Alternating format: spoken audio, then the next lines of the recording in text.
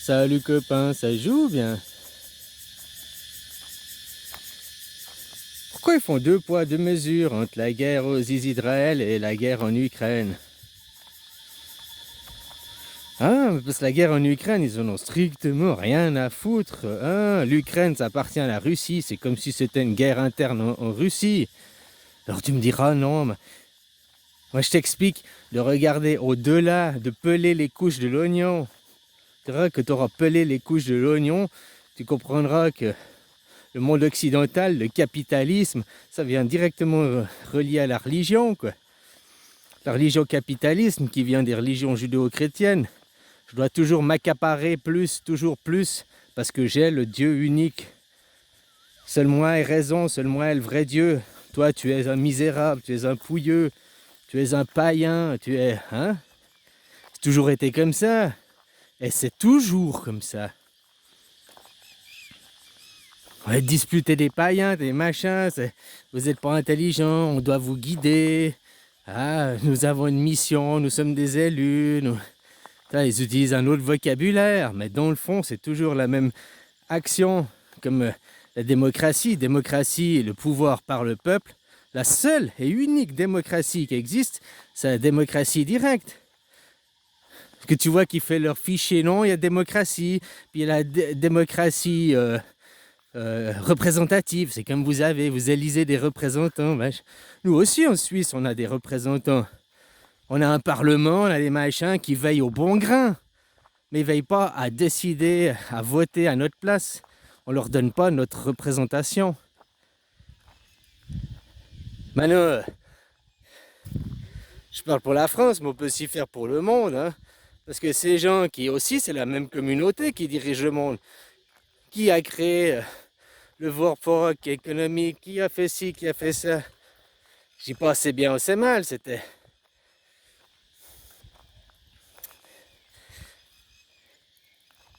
Le premier monothéisme, Imhotep IV, nommé Akhenaton,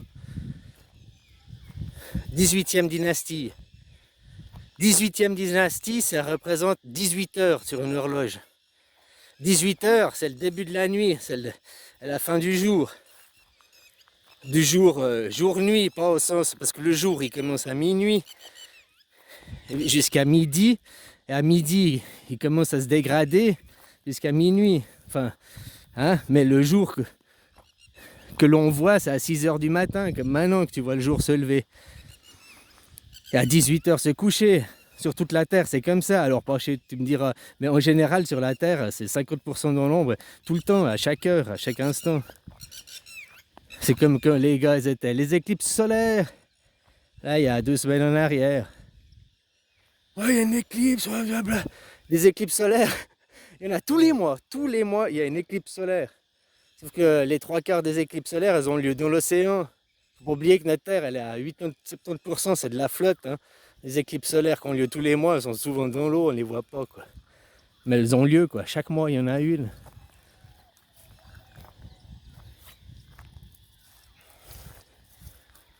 Ouais, j'ai perdu moi. Ben, tu disais, il faut peler les couches d'oignons. Puis quand tu arriveras à peler les couches d'oignons, tu comprendras que le monde des rois, le monde des seigneurs, il est toujours là. On te dit que non. On t'a foutu du pipeau à la gueule, d'une neuve langue. On a changé les mots, mais on n'a pas changé le fond. Tu sais, le plus grand propriétaire en Europe, les deux plus grands propriétaires terriens, qui c'est? C'est la reine d'Angleterre et le prince Albert. Prince Albert de Monaco. Monaco, il est riche pas parce qu'il a un tout petit terrain, là. Il est riche parce qu'il a beaucoup de terres dans l'Europe et des terres qui sont louées après. En France, beaucoup de terres appartiennent non pas à la France, mais appartiennent à la reine d'Angleterre ou au prince Albert. Alors pas toutes, hein, mais beaucoup. Tu as le territoire français, mais le territoire français, il y a des terres qui sont louées. Vous louez les terres. Comme maintenant, moi j'ai vu ça, je suis tombé les nues, quoi. J'ai vu ça, c'est un reportage sur BlackRock, puis t'expliquait qu'en Ukraine, ils sont en train d'acheter les terres. La guerre, elle sert à ça, acheter les terres. Puis c'est aussi que vous faire oublier Corona, vous faire oublier la crise. Enfin, trouver une excuse, un prétexte à tout mettre sur le dos. C'est tout, ça vient de là-bas, c'est de la faute de là-bas, quoi. Et comme je te disais, ils s'en foutent, ils en ont strictement rien à foutre là-bas. Par contre, que tu vois, aux Israël, là, ça les intéresse. T'as vu, hein, droit de veto, les Américains, non, on veut pas qu'ils fassent partie de l'ONU, les Palestiniens, enfin, tu vois, hein, ils les laissent faire ils les laissent faire tout ce qu'ils veulent, c'est normal, parce qu'indirectement, les Américains dans l'ombre sont dirigés par cette communauté, comme la France dirigée par cette communauté, comme la Grande-Bretagne, hein, derrière le monde des seigneurs, il est toujours là. Je t'expliquais BlackRock là, qui achète l'Ukraine. Il achète des terres. Les terres, tu les déménages pas, elles restent ici. Sauf qu'après, si l'Ukraine veut utiliser la forêt ou les terres pour planter des champs, doit louer le terrain à BlackRock. Ou une société privée peut louer les terres, non plus à l'Ukraine pour faire sa ferme, mais doit les louer à BlackRock. Alors généralement, BlackRock va pas exploiter les terres de lui-même, eux ils sous-louent quoi. Mais exactement comment il fait le prince Albert, comment ils font la reine d'Angleterre. Alors la reine d'Angleterre, ça m'a pas surpris, hein, des terres partout à travers le monde, mais le prince Albert, ça m'a surpris. Et une chier de terre en France appartiennent au prince Albert, appartiennent à Monaco. C'est hallucinant ça.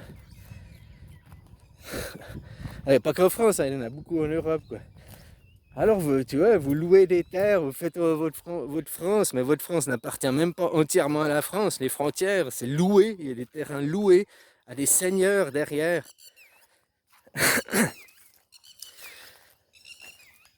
C'est comme la Deuxième Guerre mondiale. Adolf Hitler a gagné la guerre, tu fais comme tu veux. Si tu enlèves les pelures de l'oignon, c'est ce que tu vas comprendre parce que tu vis dans ses idées. Les idées qu'il a amenées dans ce monde, on vit dedans.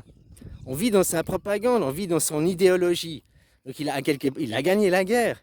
Vu que son idéologie a survécu, son idéologie, on est en plein dedans et on la perpétue. Maintenant, s'il avait gagné la guerre, puis qu'on avait mis des photos qu'il avait gagné, qu'est-ce qui se serait passé en Europe? Les gens, ils auraient de la rancœur, ils auraient de la rancune, ils voudraient se venger parce qu'ils auraient tué leur famille, machin et tout. Tandis que là, on dit juste, ah ben il a perdu, il s'est suicidé, on a gagné. Puis les gens, ils ont pas de rancœur, enfin ils en ont, mais ils peuvent pas aller se venger vu qu'il est mort, vu que ah c'est bon, il est mort, le tyran est mort, oh, c'est bon. Alors qu'il a, alors qu'il est là, ses idées ont survécu et tout quoi.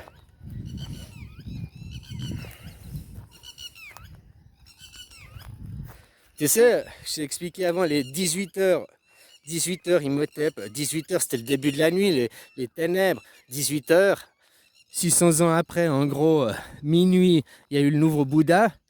Bouddha, c'est la lumière au milieu de la nuit. C'est comme dans le yin et le yang. Si la nuit, c'est le noir, au milieu de la nuit, le petit point lumineux, c'est le Bouddha au milieu. Comme dans le jour. Après, à 6h du matin, c'était Jésus. Et puis là, ceux de la nuit, les juifs qui étaient du monde de la nuit, avec Moïse, 18h, hein, c'est en même temps que la 18e dynastie. On pourrait même croire que Moïse et Akhenaton, c'était la même personne. Parce que Akhenaton, il y a des preuves historiques, c'est répertorié. Moïse, il n'y a que une histoire vague racontée, quoi. Puis comme tout, ils prennent et ils modifient Platon qui avait une bonne connaissance, Socrate qui avait une bonne connaissance, Platon qui a tout modifié, qui a créé l'académie platonicienne, qui a rendu l'enseignement de Platon élitiste. Il était pour une élite, il n'était pas pour tout le monde, machin, qui a donné droit derrière l'arrivée de Diogène le chien, quoi. Parce que quand il a fait Platon, il a fait que ça devienne élitiste, il a enlevé justement toute l'âme du divin dedans. Bah, bref. Et puis au milieu de la journée, il y a midi, c'est Mohamed. Au milieu du jour, qui c'est qui vient faire l'ombre? Qui c'est qui a semé la guerre et la destruction? Hein, alors c'est très caricaturé, schématisé. Il y a 25 heures. Chaque siècle, un siècle correspond aux 100 ans, correspond à une heure, plus ou moins. Eh oui. Et que tu arrives à 1950, depuis 1950, on a commencé, on a un nouveau jour. De 1850 à 1950, c'était la 25e heure, qui a été un récapitulatif des 2400 ans avant, quoi.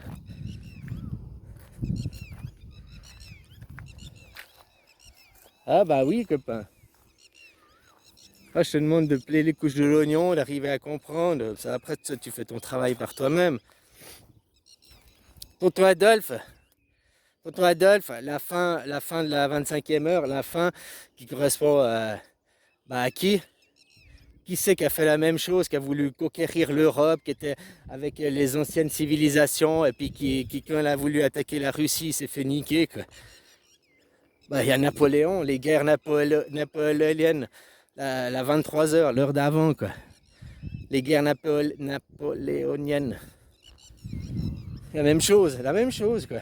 Sauf que c'était un peu plus long, parce que là-bas, avant, on était encore dans le temps. Puis depuis 1950, eh ben, on a recommencé. C'est où on fait minuit. Je me demande si la 25e heure compte déjà de 0 à 1 ou bien pas, quoi. C'est possible. Si elle compte de 0 à 1, ça veut dire qu'en 1950, maintenant, on a commencé 1 heure du matin à 2 heures du matin jusqu'en 2050. Autrement, on est en train de faire de minuit à 1 heure du matin.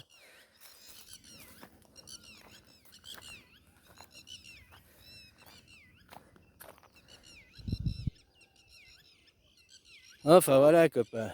Allez, bisous.